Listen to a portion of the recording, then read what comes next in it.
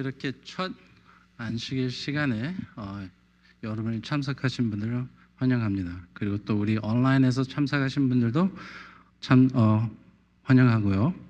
제가 이제 오늘이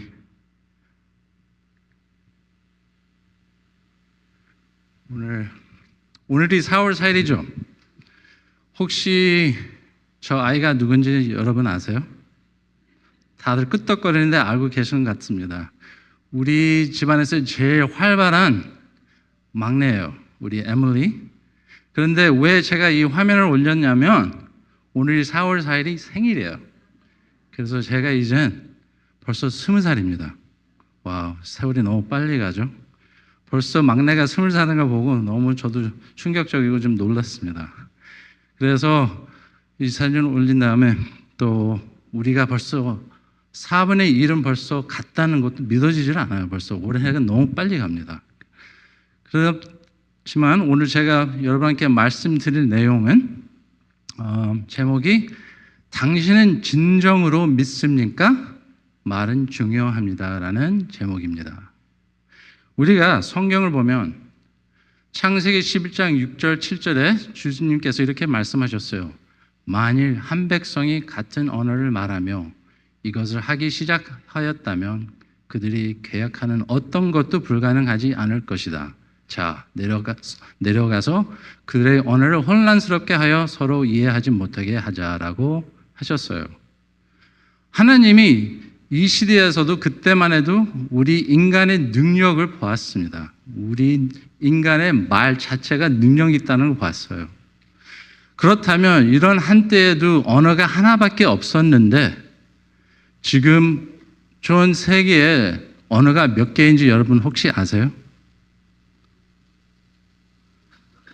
지금 총 세계에서 언어가 2650 이상으로 되는 언어가 있다고 합니다. 그리고 그 중에서도 또 방언 자체가 7000개 넘는 방언을 쓴다고 해요. 그러면 이 세계에서 제일 많이 쓰는 언어가 무엇인지 혹시 아시나요, 여러분? 물론 인구들이 제일 많은 나라에서 쓰는 언어겠죠? 그렇다면 그게 바로 중국어예요. 특히 맨주린이라는 방언을 쓰는 중국어입니다. 그리고 두 번째로 제일 많이 쓰는 언어는 스페니쉬 말이에요. 그리고 세 번째로 제일 많이 쓰는 언어는 우리 이 나라에서 쓰는 영어고요. 그리고 우리가 한인으로서 쓰는 한국어는 몇 등인 줄 아세요? 제일 밑에 보시면 17등입니다. 이 세계에서. 그래도 꽤 높은 17등이라면 우리나라 인구를 따라서 보면 그 정도면 꽤 많은 거죠. 그렇다면 우리 한국 언어에서 방언 아니면 우리는 사투리라고 그러죠. 몇 개가 있는지 아세요, 여러분? 우리 한국에서 6개가 있어요. 우리 한국말에서 기본적으로 쓰는 말은 제가 아주 부러워하는 서울말이고요. 그리고 충청, 경산, 전라, 강원, 그리고 제주도 말이 있습니다. 여러분이 저에 대해서 잘 아시는지 모르겠지만 저는 충청도 사람이에요. 더 자세히 말씀드리면 충청남도 예산이라는 데서 태어났습니다. 혹시 예산이라는 데를 아시는 분 여기 계세요? 우리 부모님 빼시고? 모르실 거예요. 그래서 제가 준비를 조금 해왔습니다. 예산에 대해서 더 자세히 설명을 해드리겠습니다. 예산이라면 이 수덕사라는 유명한 자리가 있습니다. 이게 1000년이나 넘는 한국 불교의 중요한 사찰 중 하나입니다. 그리고 또 예산이라고 그러면 유명한 게 뭐냐면 우리 덕산 온천. 이게 꽤 유명해요. 저도 몰랐어요. 이런 자리가 있었다는 걸. 그리고 또 제가 제일 자랑스러운 건 우리 조선시대의 유명한 학자이자 서예가인 김정희의 고향이 바로 예산입니다. 모르셨죠, 여러분? 그리고 또 우리 예산에서 아직도 이런 아주 아름답고 예쁜 고무신을 만들어내는 화훼장이 있다고 합니다. 지금 한국에서 이런 점이 별로 없대요. 그래서 예산에서는 이런 거를 많이 만들어 놨는데 이걸 보니까 제가 기억에 나는 게 뭐냐면 제가 아주 어렸을 때 고무신을 신고 다닌 기억이 나요. 이렇게 예쁜 고무신은 아니었지만 고무신을 신고 다닌 기억이 납니다. 사람들이 그래서 와, 저 친구는 진짜 좋은 사람이구나 라고 하는 사람들 꽤 많았어요. 그런데 그런 기억이 나더라고요. 그리고 이제 마지막으로 예산에서 제일 유명한 건 예산 사과 농장들입니다. 그래서 이렇게 예산에 대해서 제가 설명을 해드리는데요. 그렇다면 이제 여러분이 이제 제 고향이 어딘지 아시고 이제 우리 성경 말씀으로 들어가겠습니다. 우리가 오늘 성경 말씀에 나오는 이사야 55장 11절을 보시면 내 입에서 나가는 말도 헛되이 내게도 돌아오지 아니하고 나의 뜻을 이루며 나의 보낼 일에 형통하리라 라고 하셨습니다. 하나님께서는 그분의 말씀의 단순한 말로 끝나는 것이 아니라 반드시 실행되며 결과를 맺는다고 말씀하십니다. 그리고 우리는 성경에서 하나님께서 행하신 수많은 기적과 위적을 보았습니다. 물론이죠. 우리가 창세기부터 성경을 읽어보면 신기한 기적들과 이적들이 있는데 제가 간단하게 두 내용만 제가 오늘 여러분과 쉐어를 하겠습니다. 마태복음 21장 21절 22절에서 예수님께서 대답하여 이르시되 내가 진실로 너에게 말하노니 너희가 믿음을 가지고 의심하지 아니하면, 이게 중요한 단어입니다. 무화과 나무에게 일어난 일을 할 뿐만 아니라 이 산더러 들려 바다에 던져지라 하여도 그대로 될 것이요 너희가 믿고 구하는 것은 무엇이든지 받으리라 라고 하셨습니다. 또한 우리가 마태복음 17장 20절을 보면 진실로 너에게 이르노니 만일 너희가 겨자씨 한 알만한 믿음이 있으면 이 산은 명하여 여기서 저기로 옮겨지라 하여도 옮겨질 것이요 너희가 못할 것이 없느니라 라고 하셨습니다. 그래서 제가 여러분께 다시 묻고 싶은 질문이 하나 있습니다. 여러분은 성경에서 모든 기적과 의적이 진정으로 믿습니까? 지금 대답은 우리 김 목사님이 항상 하시는 말씀대로 아주 안 하셔도 되지만 본인 자신한테 한번 물어보세요. 우리는 그것을 인정할 수는 있지만 정말로 그것이 실제로 일어났으며 지금도 가능하다고 믿고 있습니까? 여러분이 이 모든 것을 믿기 위해서는 혹시 무엇이 필요하겠습니까? 그것은 바로 믿음입니다. 오늘 우리는 하나님의 믿는 우리의 믿음을 더욱 깊이 살펴보려 합니다. 우리 안에서 의심이 있다면 저는 여러분의 신앙을 확고하는 데 도움이 될 흥미로운 조금만 있다가 과학적인 실험을 보여드리겠습니다.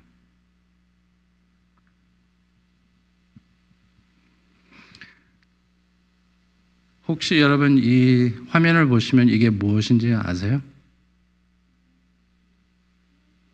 네, 여기에서 말씀하셨는데 겨울에서 내려오는 눈이에요.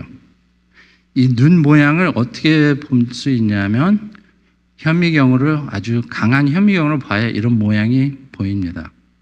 그래서 더 자세히 이 눈을 보면 이렇게 아주 아름답고 예쁜 모양들이 보여요. 더 가까이 보이면 아주 아름답죠? 되게 예쁘고 별 같은 모양들이 나타나는데 한 눈 플레이크 자체가 다른 눈 플레이크랑 똑같지 않다고 합니다. 그래서 각자 하나씩 이렇게 아름다우면서 틀려요.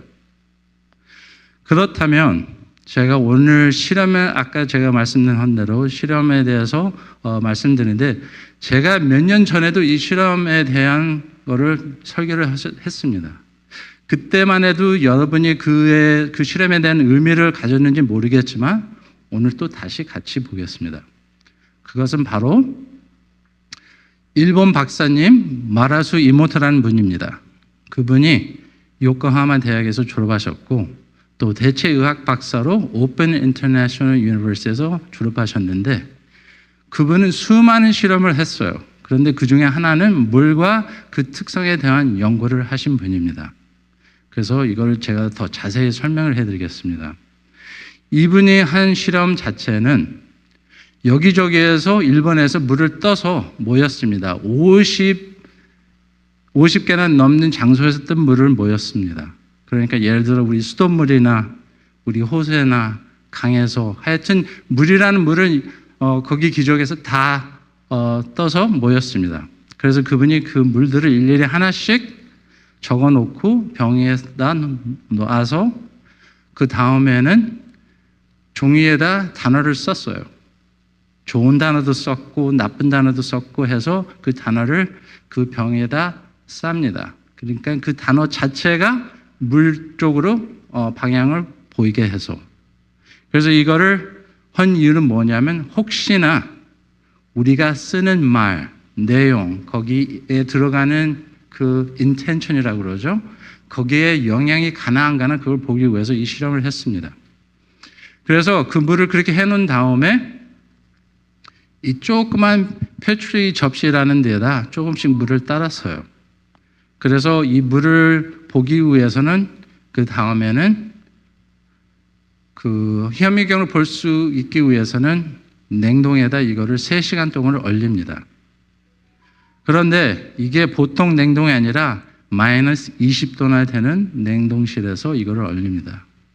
그러면 3시간 후에 이제 이 물들이 얼리면서 한 1mm밖에 안 되는 그 위 부분이 이제 얼음으로 변하면서 크리스탈들이 생겨요. 그러면 이렇게 비슷하게 생깁니다. 하지만 이분이 이 사진을 찍어내려면 어떻게 해야 될까요? 이거 접시를 거기에서 꺼내면 어떻게 됩니까? 당연히 녹죠? 왜 그러냐면 온도가 바뀌니까. 그래서 이분이 얼마나 힘들게 이 사진들을 찍었냐면 본인이 현미경을 갖고 냉동에 들어가서 하나씩 찍은 사진들입니다. 어쩔 때는 크리스탈들이 안 나타날 때도 있었다고 합니다. 그런데 제가 다음 사진들을 보인 거는 이분이 직접 찍어서 이 책에 나오는 사진들인데요. 제가 이제 실험 사진들을 보여드리겠습니다. 이거는 첫 번째 감사합니다는 말을 일본어로 썼을 때는 이 모양이 그 물 크리스탈에 나타난 모양입니다. 되게 아름답고 예쁜 모양으로 나타났죠. 그리고 이거는 똑같은 단어를 썼는데 영어로 썼을 때 나오는 모양이에요. 좀 특이하고 별같이 나왔습니다. 그리고 이거는 중국어 땡큐를 썼을 때 또 우리 물 크리스탈 모양이 이렇게 변하고요. 이거는 또 불란서 말을 썼을 때 변하고요. 지금 보이죠? 패턴이 보이죠? 다 같이 별같이 보이시죠? 아주 예쁜 무늬처럼요. 그런데 더 충격적인 거는 그 다음 겁니다. 이거는 한국어예요. 한국어는 다른 것처럼 별같지 않고 아예 꽃 같은 모양이 나타났습니다. 저는 이거 보고도 놀랐어요. 와, 언어 중에서도 다 거의 비슷하게 나타났는데 우리 한국어는 아주 좀 특이하고 되게 스페셜하게 나타난 모양이 나타났습니다. 그래서 이 사진을 찍어낸 실험입니다. 그리고 이분이 좀 더 긍정적 같은 단어를 썼습니다. 그래서 예를 들어서 해보자, 합시다, 기분 좋고 우리가 되게 파지티브한 내용을 쓴 단어를 썼을 때는 이런 모양이 나왔습니다.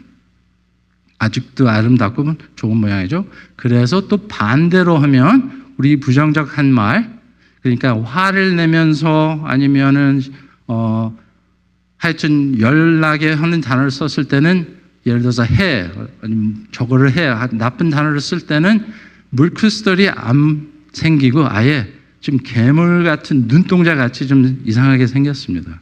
그래서 이런 게 나타났고요. 그리고 또 우리가 죄송합니다, 아니면 미안합니다라는 단어를 썼을 때는 크리스탈이 애매하게 생길 것 같이 하면서도 그래도 예쁘죠? 완벽하진 않지만 그래도 예쁘죠? 그리고 이제 이 바보, 너 때문에 짜증나, 그런 아주 나쁜 단어를 썼을 때는 전혀 물 크리스탈 모양이 안 나타났습니다. 그래서 그 하나씩 저걸 보면 물 같지도 않아요. 그리고 우리 교인들한테 관계되는 천사 단어랑 사탄 단어를 쓴 경우에는 위에 있는 사진이 천사를 쓴 단어에 나온 사진이고요. 그리고 밑에 있는 거는 우리가 사탄이라는 단어를 썼을 때 아까 비슷하게 물 같지 않는 모양이 나왔습니다. 그리고 너 귀여워? 아니면 이 바보. 위에 있는 사진은 귀여워라는 사진이고요. 이 바보는 저 밑에 있는 사진이고요. 역시 큰 차이가 보이시죠? 그리고 또 우리가 아주 좋은 말을 쓸 때, 예를 들어서 우주라는 말을 쓰거나 그럴 경우에는 지금 모양이 세 가지가 나오는데 다른 나라 단어를 쓸 때마다 나온 모양들입니다. 그래서 이렇게 비슷하게 별 같은 모양이 나왔고요. 또 우리가 지혜라는 단어를 썼을 때도 마찬가지로 아주 예쁜 모양이 나왔습니다. 그리고 이게 우리가 이제 좀 이분이 특이하게 한 건 뭐냐면 어린아이들한테 너는 아름다우라는 단어를 물한테 직접 한 물들의 내용입니다. 제일 위에 있는 사진은 몇 번씩밖에 안 한 사진이고요. 두 번째 가운데에 있는 사진은 계속 그 물한테 아름다우라는 단어를 썼을 때 나온 모양입니다. 그리고 제일 마지막에 찍은 사진은 전혀 물한테 아무 말을 않고 그냥 찍은 사진이에요. 역시 차이가 있죠. 그렇다면 이 에모토 박사의 실험에서 본 것처럼 이것이 가능하다면 우리는 여기서 무엇을 배울 수가 있을까요? 우리는 죄 많은 인간의 말조차도 이 세상에 모든 것에 깊은 영향을 미칠 수 있다는 사실을 알 수 있습니다. 그렇다면 전능하신 하나님의 말씀의 능력을 믿지 못할 이유가 무엇이 있겠습니까?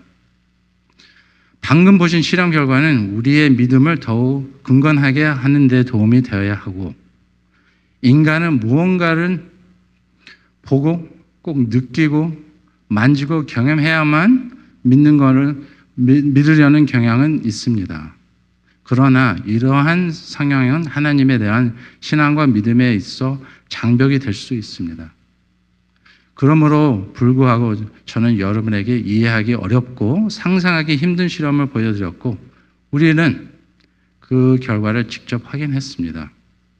개인적으로 제가 이 실험을 보고 하나님에 대해서 위대하심과 능력을 더욱 확신하게 되었으며 주님께서는 무엇이든 가능하다는 사실을 다시금 깨닫게 되었습니다.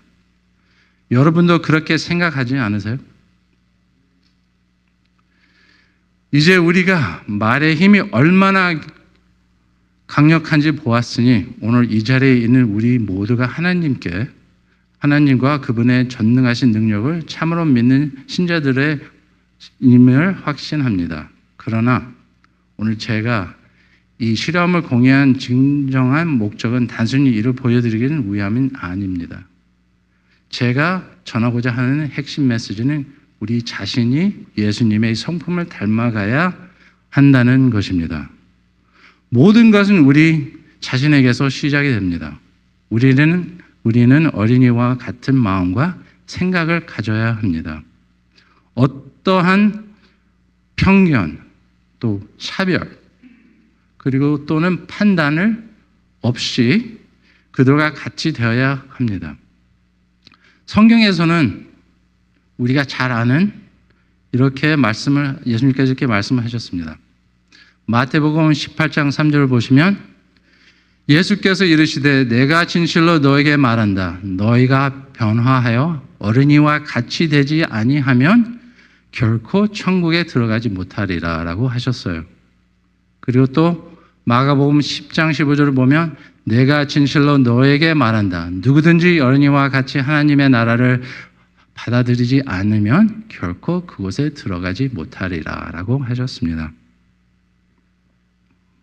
그렇다면 아직도 지금 제가 본 실험에서 의심이나 혹시 있으신 분이 계시면 지금 우리가 본 것은 우리가 어린이 같은 마음을 가져야 한다는 말씀을 읽었습니다. 그런데 더 신기한 것을 그 다음에 보여드리겠습니다. 그것은 2003년도에 있던 연구인데요. 이 칼스텐센이라는 분이 정서적 변화와 어린이아이 같은 기쁨이라는 사회정서 선택 이론이라는 실험을 하셨어요. 그 결과 자체는 노년층은 어린이 아이들과 마찬가지로 긍정적인 감정과 의미 있는 관계에 더욱 집중하는 경향이 있다. 그들은 현재 순간에 더 집중하고 감정적으로 개방적이며 사회적 지위에 대한 관심이 줄어드는 모습이 보이고, 이는 어린 시절의 특성과 유사하다라는 연구가 있어요. 더 신기한 그 다음 연구입니다.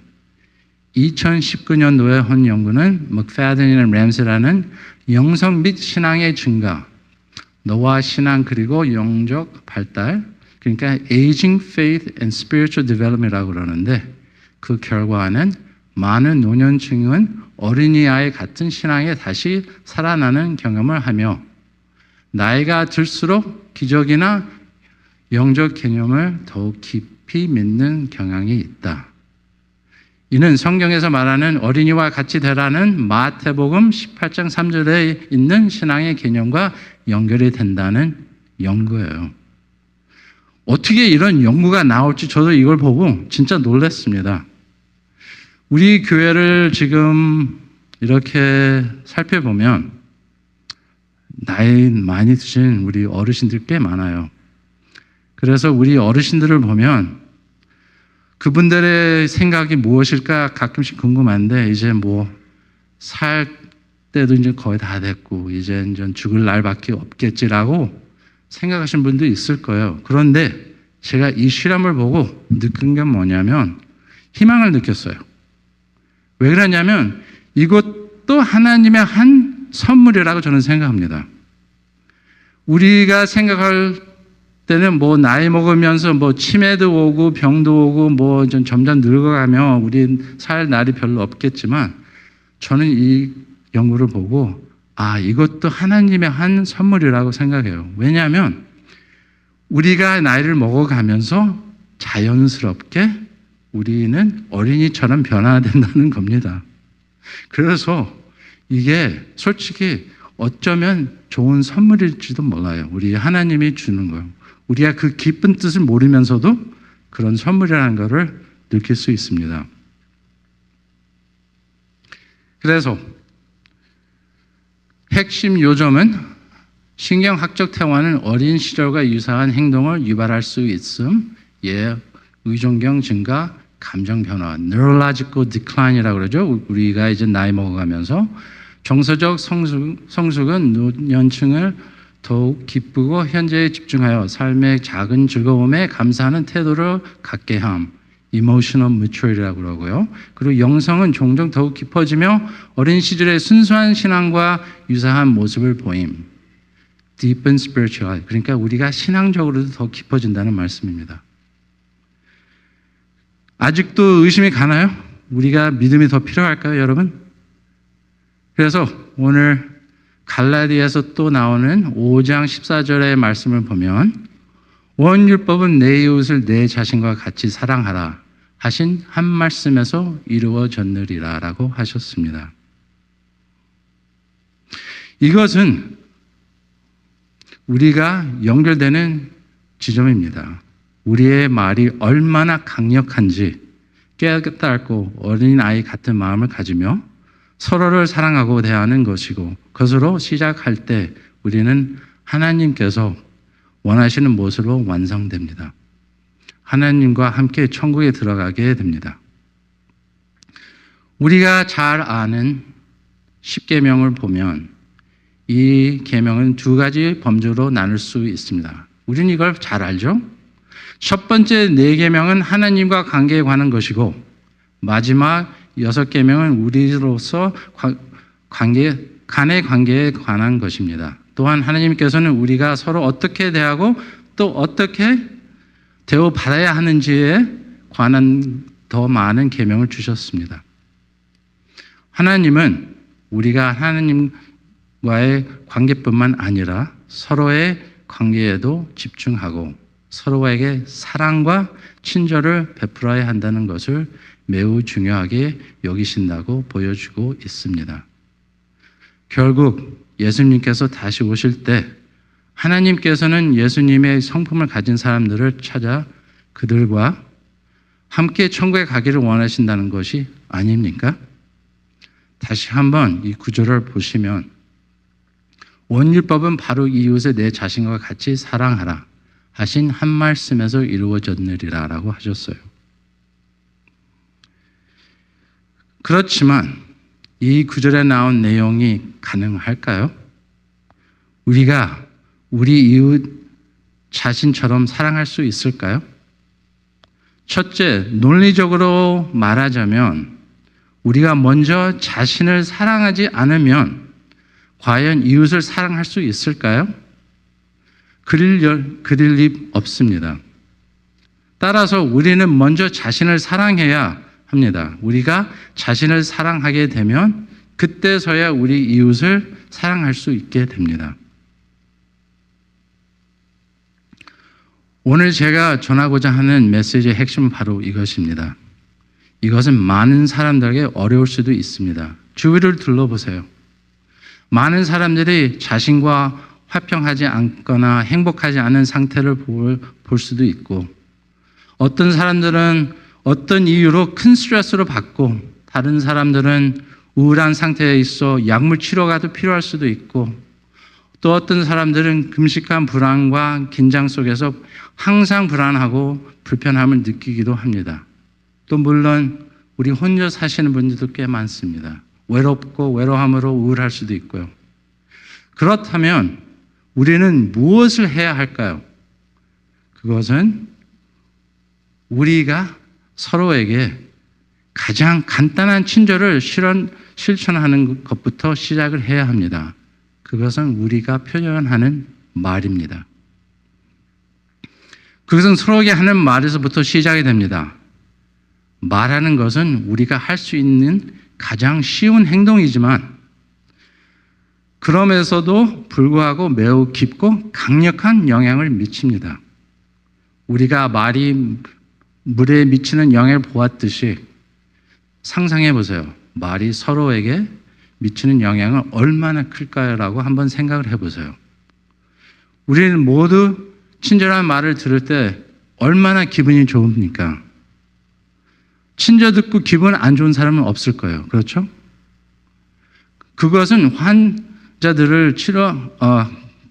그것은 서로에게 하는 말에서부터 시작이 됩니다. 말하는 것은 우리가 할 수 있는 가장 쉬운 행동이지만 그럼에도 불구하고 매우 깊고 강력한 영향을 미칩니다. 우리가 말에 물이 미치는 영향을 보았듯이 상상해 보세요. 말이 서로에게 미치는 영향은 얼마나 클까요? 우리는 모두 친절한 말을 들을 때 아주 기분이 좋고 또 칭찬을 정말 기분 좋은 말을 들을 수 있는 예입니다. 또 다른 친절한 말을 위로로 말합니다. 어려운 시기나 힘든 순간에 서로를 위로해 주거나 우리의 마음을 위로하는 말들입니다. 오늘 제 메시지를 마치기 전에 제가 한 이야기를 나누고자 합니다. 그것은 저의 개인 오피스에서 일어난 일인데요. 한 2년 전에 있던 일이었는데요. 우리 환자를 치료하고 난 다음에 이분이 이제 다 끝나고 일어섰을 때 얼굴 표정이 안 좋았어요. 그래서 이분이 여성이었는데 그래서 제가 조심스럽게 본인한테 물어봤습니다. 혹시 어디 문제가 있나요? 그러니까 그분이 처음에는 제 말을 거절하더라고요. 그래서 다시 한번 또 물어봤습니다. 혹시 어디 이상이 있나요? 괜찮으시나요? 물어보니까 이분이 그때서나 본인의 개인 스트레스랑 문제를 이제 하나씩 꺼내면서 본인 마음을 열게 됐습니다.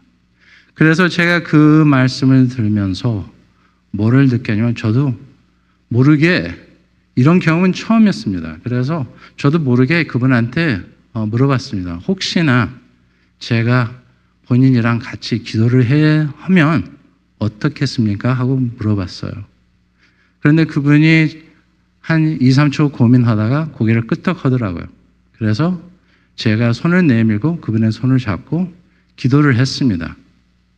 저도 모르게 이거는 처음으로 해본 적입니다. 제가 환자를 잡고 기도한 적 한 번도 없었습니다. 이게 제일 처음이었었는데 제가 기도하는 도중에 그분의 몸이 떨리는 것을 제가 느꼈습니다.